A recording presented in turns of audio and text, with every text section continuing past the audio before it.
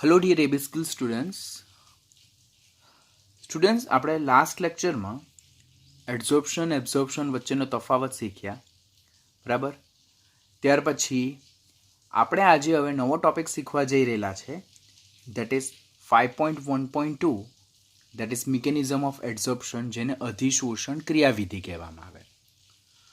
હવે you people be very careful about the same topic, because આ ટોપિકમાંથી અમુક એમસીક્યુ એવા છે કે જે ખાસ આપણું નોલેજ માંગી લે. બરાબર, તો ટોપિકને ધ્યાનથી શીખીએ. તો આ જે અધિશોષણ આપણે શબ્દ જોઈએ તેના માટે મુખ્ય જવાબદાર કોણ છે? આ અધિશોષણ ક્રિયાવિધિ છે તેના માટે મુખ્ય જવાબદાર પરિબળ જો ગણીએ આપણે, તો તે સપાટી પર ઉદ્ભવતા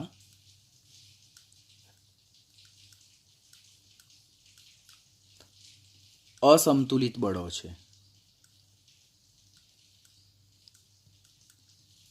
તો અધિશોષણ માટે મુખ્ય જવાબદાર પરિબળ કોણ છે? સપાટી પર ઉદ્ભવતા અસંતુલિત બળો. આ અસંતુલિત બળો તેને અનબેલેન્સ ફોર્સિસ પણ કહેવાય. બેલેન્સ ફોર્સિસ પણ કહેવાય. એટલે હવે આપણને ક્વેશ્ચન થાય કે સર અનબેલેન્સ ફોર્સિસ એટલે શું? તો એક્ઝામ્પલ તરીકે આપણે લઈએ કે કોઈ એક ઘન વિશે વિચારીએ. આપણી પાસે કોઈ એક ઘન અધિશોષક છે. આ મારી પાસે ઘન કે જે અધિશોષક તરીકે વર્તે છે. તો આ જે ઘન અધિશોષક જે છે, તો તેમાં બે પ્રકારના અણુ. અમુક અણુ કે જે સપાટીની અંદર રહેલા છે, બરાબર, જેને મોલેક્યુલ ઇન બલ્ક કહેવાય. એટલે અણુ કે જે અંદર સપાટીની અંદરના ભાગમાં રહેલા. તો આ પ્રકારના અણુ ઓર પરમાણુ એ એના જેવા સમાન અણુ ઓર પરમાણુ દ્વારા ચારે દિશામાં ઘેરાયેલા હશે, અને તેને કારણે આ અણુ પર ઓર પરમાણુ પર બધી બાજુમાં લાગતા જે બળો જે છે, તો તે કેવા રહેશે? સમાન રહેશે. અને આ પ્રકારના જે આકર્ષણ બળો જે છે તેને કેવા બળો કહેવામાં આવે? સમતુલ્યત બળો કહેવાય. કેવા બળો કહેવામાં આવે છે? એમને સમતુલિત બળો કહેવાય. અને એને જ કહેવામાં આવે છે balance forces. Balance forces or balance forces of attraction. That means અણુ કે જે સપાટીની અંદર એ ઘન પદાર્થના બલ્કમાં રહેલા છે, જથ્થામાં રહેલા છે, એ તેના જેવા સમાન ઓર અણુ ઓર પરમાણુ વડે ઘેરાયેલા છે. પરિણામે સપાટીની અંદરમાં રહેલા અણુ પર બધી બાજુમાં ઓર ચારે તરફથી એક સરખું બળ લાગે, જેને સમતુલિત બળો ઓર બેલેન્સ ફોર્સિસ કહેવાય. જેને સમતુલિત આકર્ષણ બળો પણ કહેવાય અને બેલેન્સ ફોર્સિસ ઓફ અટ્રેક્શન પણ કહેવામાં આવે. બટ જે અણુ સપાટી પર રહેલા છે, આ અણુ જે રેડ સિમ્બોલ છે, તો તે શેના પર છે? સપાટીમાં. આ જે છે તો તે બલ્કમાં છે, બલ્કમાં રહેલા અણુ. અને આ જે છે તો તે સપાટી પર રહેલા અણુ છે.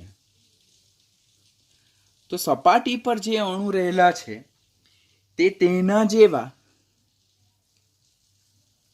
સમાન પરમાણુ વડે આજુબાજુમાં ઘેરાયેલા છે, ઓર એના જેવો સમાન પરમાણુ નીચે હશે તો તેના પર આ બાજુથી આકર્ષણ બળો લાગે, આ બાજુથી આકર્ષણ બળો લાગે, જે એકબીજાની અસરને નાબૂદ કરે.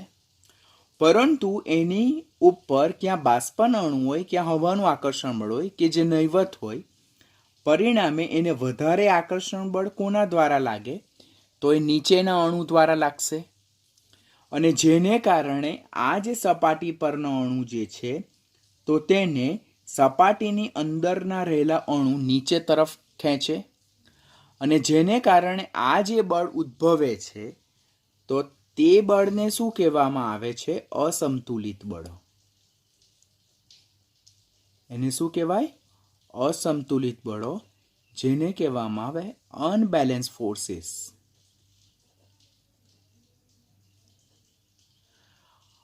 હવે અસંતુલિત બળો જે છે તેને જ બીજા કેવા બળો કહેવામાં આવે? તો આ પ્રકારના જે બળો જે છે તો તેને અવશેષી આકર્ષણ બળો પણ કહેવાય. કેવા? અવશેષી આકર્ષણ બળો, જેને બેલેન્સ ફોર્સિસ કહેવાય. શું કહેવામાં આવે છે? Balance forces. અને આ જે બેલેન્સ ફોર્સિસ છે, અવશેષી આકર્ષણ બળ જે છે, તો તે સપાટી પરના અણુને ક્યાં ખેંચે છે? નીચેની તરફ ખેંચે છે. અને સપાટી પરના અણુને એ નીચેની તરફ ખેંચે છે, જેને કારણે સપાટી પર શું ક્રિએટ થાય? તણાવ ક્રિએટ થાય, તાણ ક્રિએટ થાય, ટેન્શન ક્રિએટ થાય, સ્ટ્રેન ક્રિએટ થાય. અને જેને કારણે સપાટી પરના અણુઓ પોતાના અણુને નીચે જવા ન દે, અને એને કારણે આ જે સપાટી જે છે તો તે શું થાય? તેની પૃષ્ઠ ઉર્જા કેવી હોય છે? વધારે હોય છે. આ સપાટીની પૃષ્ઠ ઉર્જા કેવી હોય છે? વધારે હોય છે. તો અગેન રિપીટ કરું તો સપાટીની અંદરના રહેલા અણુ તેના જેવા સમાન અણુ પરમાણુ વાળે ઘેરાયેલા હોય, જેને ચારે તરફથી એક સરખું આકર્ષણ બળ લાગે, જેને સંતુલિત બળ ઓર બેલેન્સ ફોર્સિસ ઓફ અટ્રેક્શન કહેવાય.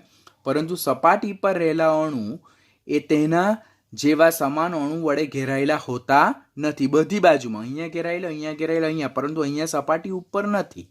બરાબર? જેને કારણે આ પ્રકારના બળોને અસંતુલિત બળો ઓર અનબેલેન્સ ફોર્સિસ કહેવાય, જેને અવશેષી આકર્ષણ બળો પણ કહેવાય, બેલેન્સ ફોર્સિસ ઓફ અટ્રેક્શન પણ કહેવાય, which is responsible for the adsorption process, જે અધિશોષણ ક્રિયાવિધિ માટે શું છે? જવાબદાર છે.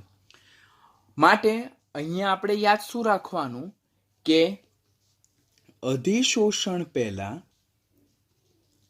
અધિશોષણ પહેલા પૃષ્ઠ ઉર્જા કેવી જોવા મળે? આપણને વધારે જોવા મળે છે. અધિશોષણ પહેલા આપણને પૃષ્ઠ ઉર્જા કેવી જોવા મળે છે? વધારે જોવા મળે છે. તો હવે આપણને એમ થાય કે તો સર અધિશોષણ થાય કેવી રીતે? તો આ જે અસંતુલિત બળો છે, અવશેષી આકર્ષણ બળો જે છે, જેને કારણે આ પૃષ્ઠ સક્રિય થાય છે, એની ઉર્જા વધારે છે. તો એ જ્યારે કોઈક વાયુમય અણુના સંપર્કમાં આવે ઓર કોઈ દ્રાવ્ય પદાર્થ કે જે ઓલરેડી ડિઝોલ્વ થયેલો છે તેના સંપર્કમાં આવે, તો એ આ અવશેષી બળો જે છે, અસંતુલિત બળો છે, તો તેને સમતુલ્ય કરવા માટે, બેલેન્સ કરવા માટે એ અણુને આકર્ષે. એને પરિણામે વાયુના અણુ જે છે તો તે આ સપાટી તરફ શું થાય છે? આકર્ષાય છે. અને આ સપાટી પર શું થાય છે? ભેગા થાય છે. અને જે ઘટનાને શું કહેવામાં આવે છે? અધિશોષણ. તે ઘટનાને શું કહેવામાં આવે છે? અધિશોષણ. એટલે સપાટી પર રહેલા અસંતુલિત બળો, અવશેષી આકર્ષણ બળો એ સંતુલિત બળોમાં રૂપાંતર પામવા માટે એ જે વાયુના અણુના સંપર્કમાં આવે તે વાયુના અણુને પોતાના તરફ આકર્ષે, and they are now capable to retain them, એટલે એમને જકડી રાખવા માટે હવે તેઓ સક્ષમ બને. પરિણામે વાયુના અણુઓ એટલે અધિશોષિત પદાર્થ જે છે તેના અણુઓ અધિશોષકની સપાટી પર ભેગા થાય છે. તો આમ જે પૃષ્ઠ પર અધિશોષિત વાયુનું જે કોન્સન્ટ્રેશન ઇન્ક્રીઝ થાય, સાંદ્રતા વધે, તે ઘટનાને શું કહેવામાં આવે છે? અધિશોષણની ઘટના કહેવામાં આવે છે. અધિશોષણ પહેલા પૃષ્ઠ ઉર્જા વધારે હતી. હવે અધિશોષણ બાદ આ જે અસંતુલિત બળો જે છે તો તે ધીમે ધીમે ઓછા થતા જાય. પરિણામે અધિશોષણ બાદ પૃષ્ઠ ઉર્જા શું થાય છે? ઘટે છે. અધિશોષણ પહેલા પૃષ્ઠ ઉર્જા કેવી હતી? વધારે હતી. જ્યારે અધિશોષણ બાદ પૃષ્ઠ ઉર્જા કેવી થાય છે? ઘટે છે. શા માટે ઘટે? કારણ કે પૃષ્ઠ ઉર્જા શાને લીધે હતી? તો અસંતુલિત બળો વધારે હતા એટલા માટે, અવશેષી આકર્ષણ બળો વધારે હતા એટલે. હવે આ અવશેષી આકર્ષણ બળો તો વાયુનું અધિશોષણ થવાને કારણે શું થાય છે? એ તો સપાટી પર અધિશોષણ પામવા માંડ્યા. પરિણામે અસંતુલિત બળો સંતુલિત બળોમાં રૂપાંતર પામવા માંડ્યા, બેલેન્સ ફોર્સિસ ઓફ અટ્રેક્શનમાં રૂપાંતર પામવા માંડ્યા. પરિણામે એમની માત્રા ઘટવા માંડી અને એને કારણે પૃષ્ઠ ઉર્જા ઘટે છે. આ જે ફર્સ્ટ મેઇન રિસ્પોન્સિબલ રીઝન છે that is unbalanced or residual forces of attraction that is present on a surface of the adsorbent. અધિશોષકની સપાટી પર રહેલા અસંતુલિત બળો એ અધિશોષણની ઘટના માટે જવાબદાર છે. તો જે પોઈન્ટ આપણે જોયા તેને પાછા રીડ કરી નાખીએ કે અધિશોષણની ક્રિયાવિધિ સમજવા પહેલા તો કોણ રિસ્પોન્સિબલ છે અધિશોષણ માટે? તો અધિશોષકની સપાટી પર ઉદ્ભવતા અસંતુલિત બળો, જેને જ અનબેલેન્સ ફોર્સિસ કહેવાય, તેને કારણે અધિશોષણની ઘટના ઉદ્ભવે છે. તો શા માટે આ અસંતુલિત બળો ઉદ્ભવે? તો અધિશોષકની સપાટી પરના કણો જથ્થામાં રહેલા કણોની જેમ એક સરખા એન્વાયરમેન્ટમાં હોતા નથી. જો આપણે કોઈ ઘન પદાર્થ વિશે વિચારીએ તો ઘન પદાર્થના અંદરના એટલે બલ્કમાં રહેલા અણુઓ ઉપર નીચે આજુબાજુ ચારે બાજુથી પોતાના જેવા સમાન અણુઓ દ્વારા સમાન આકર્ષણ બળો ઉદ્ભવે છે. જેમ કે આ બલ્કમાં રહેલો અણુ છે તેની ઉપર નીચે આજુબાજુ બધી બાજુએ સમાન અણુ દ્વારા સમાન આકર્ષણ બળ ઉદ્ભવે, જેને કારણે જે જથ્થામાં રહેલા અણુ છે, બલ્કમાં રહેલા અણુ, તેમને લાગુ પડતું જે બળ જે છે તો તે એકબીજાથી કેવું હોય? બેલેન્સ ફોર્સિસ ઓફ અટ્રેક્શન છે, જે બધી બાજુથી કેવું છે? સમતોલિત છે. અને જેને કેવું બળ કહેવામાં આવે છે? સમતોલિત આકર્ષણ બળ, બેલેન્સ ફોર્સિસ ઓફ અટ્રેક્શન. અને એને કારણે there is no net pull on this molecule, જેને કારણે એ અણુ પોતાની જગ્યા પર સ્થિર રહેવાનો પ્રયત્ન કરે. પરંતુ અધિશોષણ માટેના જે મેઇન રિસ્પોન્સિબલ જે વસ્તુ જે છે તો તે સપાટી પરના અણુ પર ઉદ્ભવતું આકર્ષણ બળ, કે સપાટી પરના જે અણુઓ જે છે તો તે બધી બાજુએથી તેમના પ્રકારના અણુ or પરમાણુ વડે ઘેરાયેલા હોતા નથી. જેમ કે આ સપાટી પરનો કોઈ એક અણુ છે તો તેની ડાબી બાજુએ તેના જેવા અણુ છે, તેની નીચે પણ એના જેવા અણુ છે, પરંતુ તેની ઉપર એના જેવા અણુ નથી, જેને કારણે તેઓ અસંતુલિત આકર્ષણ બળ, અનબેલેન્સ ફોર્સિસ ઓફ અટ્રેક્શન ઓર અવશેષી આકર્ષણ બળો એટલે કે રેસિડ્યુઅલ ફોર્સિસ ઓફ અટ્રેક્શન ધરાવે છે. અને જેને કારણે સપાટી પરના અણુઓ જે છે ઓર પરમાણુ જે છે તો તે સપાટીની અંદરના રહેલા અણુઓ દ્વારા આકર્ષણ બળ અનુભવે, જે તેમને સપાટીની ક્યાં તરફ ખેંચે છે? અંદર તરફ ખેંચે છે. અને એને કારણે સપાટી પર શું ઉત્પન્ન થાય છે? તણાવ ઉત્પન્ન થાય છે, તાણ ઉત્પન્ન થાય છે, સ્ટ્રેન ઓર ટેન્શન ઉદ્ભવે છે. અને જેને કારણે સપાટી પરના અણુઓની ઉર્જા કેવી હોય? વધારે હોય. આમ અધિશોષણ પહેલા પૃષ્ઠ ઉર્જા કેવી હોય છે? વધારે હોય છે. નીટ લેવલનો પહેલી લાઈન યાદ રાખવાની, બિફોર એબ્ઝોર્પ્શન જે સરફેસ એનર્જી જે છે તો તે વધારે જોવા મળે છે. નાઉ next what is going to happen? તો આ બલ્કમાં રહેલા સમતોલિત બળ ઓર બેલેન્સ ફોર્સિસ ઓફ અટ્રેક્શન છે, અને આ પૃષ્ઠ પર રહેલા અસમતોલિત ઓર અવશેષી બળો જે છે જેને unbalance or residual forces of attraction કહેવાય. આ પ્રકારના રેસિડ્યુઅલ ફોર્સિસ ઓફ અટ્રેક્શન છે તેને કારણે જ નિકલ જેવી સંક્રાંતિ ધાતુ જે હોય તેની સપાટી પર અનયુટિલાઇઝ ફ્રી વેલેન્સી ઉદ્ભવે ઓર મુક્ત સંયોજકતા ઉદ્ભવે છે, which is main reasons for the adsorption process. આમ આ પ્રકારના જે unbalance or residual inward forces of attraction જે સપાટી પરના અણુઓ નીચે તરફ ખેંચે, બરાબર, તેને કારણે ઘન અને પ્રવાહી પદાર્થની જે સપાટી જે છે તે પૃષ્ઠ જે છે તો તે જ્યારે વાયુ ઓર અનડિઝોલ્વ સબસ્ટન્સ એટલે કે ઓગળેલા પદાર્થના સંપર્કમાં આવે ત્યારે સપાટી તે અણુને આકર્ષવાનો ઓર જકડી રાખવાનો વિશિષ્ટ ગુણધર્મ ધરાવે, અને જે ઘટનાને શું કહેવામાં આવે છે? અધિશોષણ કહે છે. આમ અધિશોષણની મુખ્ય ઘટના કોને લીધે છે? તો that is due to only unbalance or residual forces of attraction, અને જેને કારણે સપાટી પરની પૃષ્ઠ ઉર્જા વધારે છે, સપાટી સક્રિય છે, એક્ટિવેટ છે. જ્યારે કોઈ વાયુના સંપર્કમાં આવે તે વાયુને પોતાના તરફ આકર્ષે, બિકોઝ આ અનબેલેન્સ ફોર્સને એણે બેલેન્સ કરવું છે ને પોતાના તરફ આકર્ષે, પોતાના તરફ જકડી રાખે. આમ સપાટી પર અધિશોષિત વાયુની માત્રા વધે, સાંદ્રતા વધે, કોન્સન્ટ્રેશન ઇન્ક્રીઝ થાય તો તે ઘટનાને અધિશોષણ એટલે કે એડઝોર્પ્શન કહેવામાં આવે છે. આમ અધિશોષણની માત્રા જે છે તો તે અધિશોષકના એકમ દળની સપાટીના ક્ષેત્રફળના સમપ્રમાણમાં. એટલે મારી પાસે આટલી સપાટી છે અને મારી પાસે આટલી સપાટી છે, બેમાંથી શેમાં અધિશોષણની માત્રા વધારે જોવા મળે? તો ડેફિનેટલી આમાં અધિશોષણની માત્રા વધારે જોવા મળે. શા માટે? બીકોઝ તેના એકમ દળના દીઠ જે સંપર્ક સપાટીનું ક્ષેત્રફળ અનબેલેન્સ ફોર્સિસ ઓફ અટ્રેક્શન જે છે તો તે આમાં વધારે છે, જ્યારે આમાં અનબેલેન્સ ફોર્સિસ ઓફ અટ્રેક્શન ઓછું છે.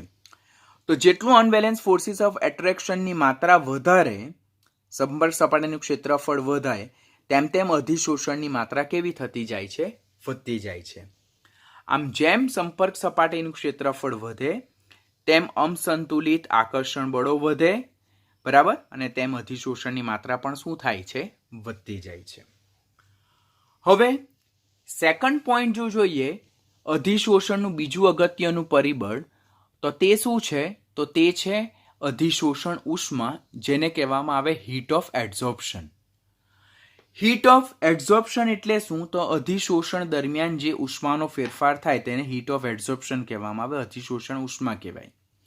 પરંતુ તે પહેલા આપણે થોડોક બીજો જે ટોપિક સમજ્યા છે તેના વિશે થોડુંક રિવાઇઝ કરીએ તો બિફોર એડઝોર્પ્શન પ્રોસેસ, અધિશોષણ પહેલા જે સપાટી પર રેસિડ્યુઅલ ફોર્સિસ ઓફ અટ્રેક્શન એટલે કે અવશેષી બળો જે ઉદ્ભવતા હતા તેને કારણે સપાટી પર તણાવ, તાણ, ટેન્શન ઉદ્ભવતું હતું, અને જેને કારણે પૃષ્ઠ ઉર્જા કેવી જોવા મળતી હતી? વધારે જોવા મળતી હતી. એટલે અધિશોષણની ઘટના થાય તે પહેલા પૃષ્ઠ ઉર્જા વધારે જોવા મળતી હતી, પૃષ્ઠ સક્રિય હતી, જે બીજા અણુને પોતાના તરફ આકર્ષવા માટે અને જકડી રાખવા માટે સક્ષમ બનતી હતી. પરંતુ when the adsorption process going to take place, એટલે જ્યારે અધિશોષણ ઘટના ભાગ લે છે તો તે દરમિયાન સપાટી પરના આ જે અવશેષી બળો જે છે તેની માત્રા કેવી થતી જાય છે? ઘટતી જાય છે. શા માટે અવશેષી બળોની માત્રા ઘટતી જાય? કારણ કે હવે સપાટી પર વાયુના અણુઓ આકર્ષાઈને જોડાય છે, માટે અવશેષી બળો એ સમતુલિત આકર્ષણ બળોમાં રૂપાંતર પામે, અને જેને કારણે અધિશોષિત પદાર્થ સાથે અધિશોષકના અણુઓનો નવા બંધનું નિર્માણ થાય, અને એને કારણે પૃષ્ઠ ઉર્જા શું થાય છે? ઘટે છે. માટે અધિશોષણ પહેલા પૃષ્ઠ ઉર્જા વધારે હતી, અને જે અસંતુલિત બળો જે છે, જેને અવશેષી બળો છે, તેની માત્રા પણ વધારે હતી. અધિશોષણ બાદ, અધિશોષણ દરમિયાન જે અવશેષી બળો છે તેની માત્રા પણ ઘટે, અને પૃષ્ઠ ઉર્જા પણ શું થાય છે? ઘટતી જોવા મળે છે. હવે આપણને એમ થાય કે સર આ પૃષ્ઠ ઉર્જા ઘટે તો એ ક્યાં જાય? તો that will liberated as a heat, જે ઉષ્મા સ્વરૂપે છૂટી પડે છે, જેને શું કહેવામાં આવે છે? અધિશોષણ ઉષ્મા, heat of adsorption. Heat of adsorption is the amount of heat that is liberated or that is removed during the adsorption process. એટલે અધિશોષણ પ્રક્રિયા દરમિયાન છૂટી પડતી ઉષ્માને શું કહેવામાં આવે છે? અધિશોષણ ઉષ્મા કહેવામાં આવે છે. આમ અધિશોષણ દરમિયાન નવા બંધ નિર્માણને કારણે કયાની વચ્ચે બંધ બને? અધિશોષક અને અધિશોષિત, અધિશોષકની સપાટી અને અધિશોષિત વાયુના અણુઓ, દ્રાવ્ય પદાર્થના અણુઓ વચ્ચે નવા બંધ નિર્માણને કારણે પૃષ્ઠ ઉર્જા ઘટે, અસંતુલિત બળોની માત્રા ઘટે અને ઉષ્મા છૂટી પડે, જેને અધિશોષણ ઉષ્મા કહેવાય. હવે અધિશોષણ પ્રક્રિયા એ બંધ નિર્માણની ઘટના છે, તે દરમિયાન ઉષ્મા છૂટી પડે છે, માટે અધિશોષણ હંમેશા કેવી પ્રક્રિયા છે? ઉષ્મા ક્ષેપક પ્રક્રિયા છે, જેને એક્ઝોથર્મિક પ્રોસેસ કહેવામાં આવે. માટે ડેલ્ટા એચ એડઝોર્પ્શન, અધિશોષણ ઉષ્મા જે છે તે કેવું છે? ઋણ છે, નેગેટિવ છે.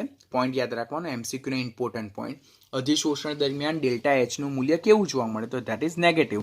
શા માટે? કારણ કે અધિશોષણ દરમિયાન ઉષ્મા છૂટી પડે છે. શા માટે અધિશોષણ દરમિયાન ઉષ્મા છૂટી પડે? બીકોઝ એ ઉષ્માક્ષેપક ઘટના છે. શા માટે ઉષ્માક્ષેપક ઘટના છે? બીકોઝ અધિશોષણ દરમિયાન જે અવશેષી બળો જે છે, અસંતુલિત બળો છે, તેની માત્રા ઘટે. કેવી રીતે ઘટે? તો નવા બંધ નિર્માણ થાય. કોની વચ્ચે? તો અધિશોષક અને અધિશોષિત વાયુની વચ્ચે. શા માટે? કારણ કે અધિશોષકની સપાટી પર અસંતુલિત બળો જે છે તેને કારણે પૃષ્ઠ ઉર્જા વધારે છે, પૃષ્ઠ સક્રિય છે, ત્યારે એ અધિશોષિત વાયુના સંપર્કમાં આવે તો અધિશોષિત વાયુને જકડી રાખે. તો જકડી કેવી રાખે? તો તેમની વચ્ચે બંધ નિર્માણ કરીને, બંધ નિર્માણ થાય ત્યારે ઉષ્મા છૂટી પડે, માટે એ ઉષ્માક્ષેપક ઘટના છે, delta H is going to negative. હવે જ્યારે અધિશોષકની સપાટી પર વાયુનું અધિશોષણ થાય ત્યારે જે અધિશોષિત વાયુ જે છે તેની હલનચલન પણ નિયંત્રણમાં આવે, પરિણામે તેમની ફ્રીડમ ઓફ મુવમેન્ટ જે છે તેના પર રિસ્ટ્રિક્શન આવે ને જેથી એન્ટ્રોપીમાં ઘટાડો થાય અને ડેલ્ટા એસ પણ શું બને, ઋણ બને છે, નેગેટિવ બને. That is also one important point કે જેમ ડેલ્ટા એચ નેગેટિવ હતું તેમ ડેલ્ટા એસ પણ નેગેટિવ. શા માટે? તો અધિશોષણ દરમિયાન વાયુના અણુઓ અસ્તવ્યસ્ત ગતિ કરતા હતા માટે એમનું ડેલ્ટા એસ પોઝિટિવ હતો અધિશોષણ પહેલા, બરાબર છે. પણ જ્યારે વાયુના અણુઓ સપાટીના સંપર્કમાં આવે છે તો વાયુના અણુઓ સપાટી પર અધિશોષિત થાય માટે હવે એ લોકો જકડાઈ જાય છે, માટે હવે એમનું જે ફ્રી મુવમેન્ટ છે તે રિસ્ટ્રિક્ટ થઈ જાય. હું ફરતો હોઉં ને કોઈ મને પકડી લે તો મારું મુવમેન્ટ હવે રિસ્ટ્રિક્ટ થઈ જાય. તો અધિશોષણ દરમિયાન વાયુની જે મુક્ત ગતિ જે છે તો તે રિસ્ટ્રિક્શનમાં આવે, પરિણામે અવ્યવસ્થા ઘટે અને એને કારણે અધિશોષણ બાદ એન્ટ્રોપીમાં શું થાય, ઘટાડો થાય. માટે ડેલ્ટા એસ પણ આપણને કેવો મળે, ઋણ મળે, નેગેટિવ મળે. That is also important question. માટે અધિશોષણ પહેલા ડેલ્ટા એસ ધન, અધિશોષણ બાદ ડેલ્ટા એસ ઋણ જોવા મળે. હવે જો આપણે ડેલ્ટા જી મુક્ત ઉર્જા ફેરફાર વિશે વાત કરીએ તો જ્યારે કોઈ પણ વાયુ દ્રાવ્ય પદાર્થ ઘન પદાર્થની સપાટીના સંપર્કમાં આવે ત્યારે એ વાયુ દ્રાવ્ય પદાર્થનું સપાટી પર આપમેળે અધિશોષણ થાય છે, બરાબર. મારી પાસે બંધ પાત્ર છે, તેમાં વાયુ છે ને હું અંદર ચારકોલનો ટુકડો મૂકું તો મારે ચારકોલના ટુકડાને એમ નથી કહેવું પડતું કે તું વાયુનું અધિશોષણ કર. જે બંધ પાત્રમાં રહેલા વાયુ છે તે આપમેળે ચારકોલની સપાટી પર અધિશોષણ પામે. અહીંયા શબ્દ બોલું છું, આપમેળે, બરાબર, બાય ઇટ્સ ઓન. તો અધિશોષણ એ આપમેળે થતી પ્રક્રિયા છે, સ્વયંસ્ફુરિત પ્રક્રિયા છે, સ્પોન્ટેનિયસ પ્રોસેસ છે. પરિણામે એના માટે ડેલ્ટા જીનું મૂલ્ય પણ કેવું મળે, ઋણ. મારી પાસે મિથિલિન બ્લુ શાહીનું દ્રાવણ છે, તેમાં હું ચારકોલ પાવડર નાખી દઉં અને હું 1 કલાક માટે રહેવા દઉં તો અધિશોષણ થયેલું હશે કે નહીં થયેલું હશે? તો તમે કહેશો થયેલું હશે. હું કેવું કેવી રીતે થયેલું હશે? તો બ્લુ રંગની જે ઇન્ટેન્સિટી છે તે ઘટેલી જોવા મળશે. તો આના માટે તમારે કંઈ કરવું પડ્યું? આપણે કંઈ ટેમ્પરેચર, દબાણ કંઈમાં કંઈક ફેરફાર કરવો પડ્યો? No, it is happening by its own. Once adsorbent is coming in contact with the adsorbate. એટલે એક વખત અધિશોષક અધિશોષિતના સંપર્કમાં આવે તો તેમના વચ્ચે આપમેળે અધિશોષણની ઘટના થવાની છે, બરાબર. The process occur by its own. That's why adsorption is a spontaneous process because it is occur by its own. એ આપમેળે થતી ઘટના છે, સ્વયંસ્ફુરિત પ્રક્રિયા છે અને સ્વયંસ્ફુરિત પ્રક્રિયા માટે ડેલ્ટાજી કેવો હોય, ઋણ હોય, નેગેટિવ હોય. આમ આ એમસીક્યુ વારંવાર એક્ઝામમાં પૂછાય કે અધિશોષણ માટે આપણે 3 વસ્તુ યાદ રાખ. આમ અધિશોષણ દરમિયાન ડેલ્ટા જી, ડેલ્ટા એચ અને ટી, આ ડેલ્ટા એસ ત્રણેના મૂલ્યો આપણને કેવા મળે છે, ઋણ મળે છે. એમસીક્યુ માટે ખાસ પોઈન્ટ યાદ રાખવાનો. હવે તમે થર્મોડાયનેમિક્સ ચેપ્ટરમાં delta G is equal to delta H minus T delta S equation લખ્યું, ગિબ્સ હોલ્ઝમેન ઇક્વેશન. અધિશોષણ દરમિયાન ડેલ્ટા એચ પણ ઋણ છે. અધિશોષણ દરમિયાન આ ડેલ્ટા એસ જે છે તે પણ ઋણ છે. વધુમાં અધિશોષણ એ આપમેળે થતી સ્વયંસ્ફુરિત ઘટના છે માટે એના માટે ડેલ્ટા જી પણ શું બને છે, ઋણ બને છે. હવે અધિશોષણ તો સ્વયંસ્ફુરિત ઘટના, આપમેળે થતી ઘટના, તો એનો તો ડેલ્ટા જી ઋણ જ બને. તો ડેલ્ટા જી ઋણ ક્યારે બને? જ્યારે ડેલ્ટા એચનું ઋણ મૂલ્ય એ આ જે ટી ડેલ્ટા એસનું જે ઋણ મૂલ્ય બને તેના કરતાં વધારે હોય તો જ અધિશોષણ માટે ડેલ્ટા જી ઋણ બને અને અધિશોષણ આપમેળે થાય. તો ધેટ મીન્સ તમે કહેશો સર એટલે તો અધિશોષણ એ આપમેળે થતી ઘટના છે તો એનો ડેલ્ટા જી ઋણ છે, તો એનો ડેલ્ટા જી તો ઋણ જ છે. અધિશોષણ ઉષ્માક્ષેપક ઘટના છે તો ડેલ્ટા એચ પણ ઋણ જ છે કારણ કે ઉષ્માક્ષેપક પ્રક્રિયા દરમિયાન ઉષ્મા મુક્ત થાય. અધિશોષણ દરમિયાન વાયુની એન્ટ્રોપી ઘટે એટલે ડેલ્ટા એસ પણ ઋણ બને. આ પણ ઋણ છે, આ પણ ઋણ છે અને આ તો ઋણ જ હશે, પરંતુ આ ઋણ ક્યારે બને? જ્યારે આનું ઋણ મૂલ્ય એ ટી ડેલ્ટા એસના ઋણ મૂલ્ય કરતાં વધારે હોય. કારણ કે જો ડેલ્ટા એચનું ઋણ મૂલ્ય ટી ડેલ્ટા એસના ઋણ મૂલ્ય કરતાં ઓછું ઋણ હોય તો આ આખા ફેક્ટરનું ઋણ મૂલ્ય આની સાથે માઇનસ માઇનસ પ્લસ થઈ જશે, તો ડેલ્ટા એચ જી તો પ્લસ મળી જાય, બરાબર. તો ડેલ્ટા જી પ્લસ મળી જાય તો અધિશોષણ એ બિન સ્વયંસ્ફુરિત ઘટના થઈ જાય, નોન સ્પોન્ટેનિયસ, જે પોસિબલ નથી. માટે અહીંયાથી આપણને એમ એમસીક્યુ પૂછાય, નીચેનામાંથી શું ખોટું? તો અધિશોષણ માટે ડેલ્ટા જીનું મૂલ્ય ઋણ, option A. Option B delta H અને ડેલ્ટા એસનું ઋણ મૂલ્ય સાચું. ઓપ્શન સી ડેલ્ટા એચનું ઋણ મૂલ્ય ટી ડેલ્ટા એસ કરતાં વધારે ઋણ, ને ઓપ્શન ડી ડેલ્ટા એચનું ઋણ મૂલ્ય ટી ડેલ્ટા એસ કરતાં ઓછું ઋણ. તો કયું વિધાન ખોટું? તો ડેલ્ટા એચનું ઋણ મૂલ્ય એ ટી ડેલ્ટા એસના ઋણ મૂલ્ય કરતાં ઓછું ઋણ હોય, એ જો હોય તો એ વિધાન ખોટું. કારણ કે અહીંયા આપણે જો નોટ ડાઉન કરી રાખીએ, જો ડેલ્ટા એચનું ઋણ મૂલ્ય એ ટી ડેલ્ટા એસ ના ઋણ મૂલ્ય કરતાં ઓછું હોય તો ડેલ્ટા જી શું થાય? પોઝિટિવ થાય. અને આ વેલિડ નથી. This is wrong factor. તો આ વસ્તુ યાદ રાખવાનું. આ પણ ઋણ, આ પણ ઋણ, આ પણ ઋણ. ડેલ્ટા એચનું મૂલ્ય ટી ડેલ્ટા એસના ઋણ મૂલ્ય કરતાં વધારે ઋણ હોય તો ડેલ્ટા જી ઋણ બને, તો જ અધિશોષણ એ સ્વયંસ્ફુરિત ઘટના થાય. એમસીક્યુમાં આ રોંગ ઓપ્શન હશે, તે તમારે ટીક કરવાનો રહેશે.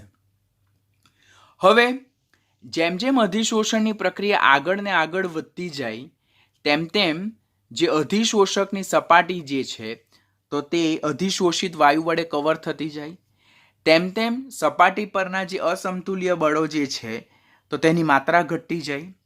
એક સમય એવો આવે કે જ્યારે અધિશોષણ ઉષ્મા એટલે ડેલ્ટા એચ અને ટી ડેલ્ટા એસ બંનેના મૂલ્યો સરખા થઈ જાય. તો બંનેના મૂલ્યો જો સરખા થઈ જાય તો ડેલ્ટા જીનું મૂલ્ય કેવું થઈ જાય? 0 થઈ જાય. અને ડેલ્ટા જીનું મૂલ્ય જો 0 થઈ જાય તો એ અવસ્થાએ સંતુલન પ્રાપ્ત થાય. That is called as a state of equilibrium. અને એને શું કહેવામાં આવે છે? એડઝોર્પ્શન ઇક્વિલિબ્રિયમ. તો ક્વેશ્ચન પૂછવામાં આવે કે એડઝોર્પ્શન ઇક્વિલિબ્રિયમ દરમિયાન ડેલ્ટા એચ અને ટી ડેલ્ટા એસ અને ડેલ્ટા જી વિશે તમારું શું મંતવ્ય? તો એડઝોર્પ્શન ઇક્વિલિબ્રિયમ દરમિયાન ડેલ્ટા એચ અને ટી ડેલ્ટા એસના મૂલ્યો સરખા થાય, ડેલ્ટા જીનું મૂલ્ય 0 થશે, અને that is called as a adsorption equilibrium. આમ ઓવરઓલ જે એડઝોર્પ્શન મિકેનિઝમ જે છે તો તેમાં તો સપાટી પરના અસમતુલ્ય બળો યાદ રાખવાના. તેને લીધે અસમતુલ્ય બળોને લીધે પૃષ્ઠ ઉર્જા સપાટીની વધારે થાય, એટલે અધિશોષણ દરમિયાન પૃષ્ઠ સક્રિય છે, એની પૃષ્ઠ ઉર્જા વધારે છે. આવી વધુ પૃષ્ઠ ઉર્જા ધરાવતી સક્રિય પૃષ્ઠ જ્યારે કોઈ વાયુ ઓર કોઈ દ્રાવ્ય પદાર્થ કે જે ઓગળેલો છે તેના સંપર્કમાં આવે તો એને પોતાના તરફ આકર્ષે, એને પોતાની સપાટી તરફ એને આકર્ષે અને એની વચ્ચે બંધ બને અને એને જકડી રાખે. પરિણામે અધિશોષિત અને અધિશોષક વચ્ચે બંધ નિર્માણની ઘટના થાય. એને કારણે ઉષ્મા છૂટી પડે, ઉષ્માક્ષેપક પ્રક્રિયા બને, ડેલ્ટા એચ ઋણ બને, અસમતુલ્ય બળોની માત્રા ધીમે ધીમે ઘટતી જાય. પછી જેમ અધિશોષિત વાયુનું અધિશોષકની સપાટી પર અધિશોષણ થાય તેમ અધિશોષિત વાયુની એન્ટ્રોપી પણ ઘટતી જાય, એટલે ડેલ્ટા એસનું ઋણ મૂલ્ય ઘટે. અધિશોષણ દરમિયાન ડેલ્ટા એસ પણ ઋણ બને. અધિશોષણ એ આપમેળે થતી ઘટના છે, બરાબર. It's a what I am going to say, it's a spontaneous process, બરાબર, which occur it by its own. માટે એનો ડેલ્ટા જી બી ઋણ. આમ અધિશોષણ દરમિયાન ડેલ્ટા જી, ડેલ્ટા એચ અને ડેલ્ટા એસના મૂલ્ય ઋણ બને. ડેલ્ટા જી ક્યારે ઋણ બને? કે જે કન્ફર્મ ઋણ જ છે કે જ્યારે ડેલ્ટા એચનું ઋણ મૂલ્ય એ ટી ડેલ્ટા એસના ઋણ મૂલ્ય કરતાં વધારે ઋણ હોય. પરંતુ જો ડેલ્ટા એચનું ઋણ મૂલ્ય ટી ડેલ્ટા એસના ઋણ મૂલ્ય કરતાં ઓછું ઋણ હોય તો ડેલ્ટા જી ધન બને, જે પોસિબલ નથી. અને લાસ્ટમાં ડ્યુરિંગ ઇક્વિલિબ્રિયમ સ્ટેટ, એટલે જ્યારે ઇક્વિલિબ્રિયમ અટેન થાય ત્યારે ડેલ્ટા જી 0 થાય અને ડેલ્ટા એચ અને ટી ડેલ્ટા એસના મૂલ્યો સમાન બને. That's a overall adsorption mechanism.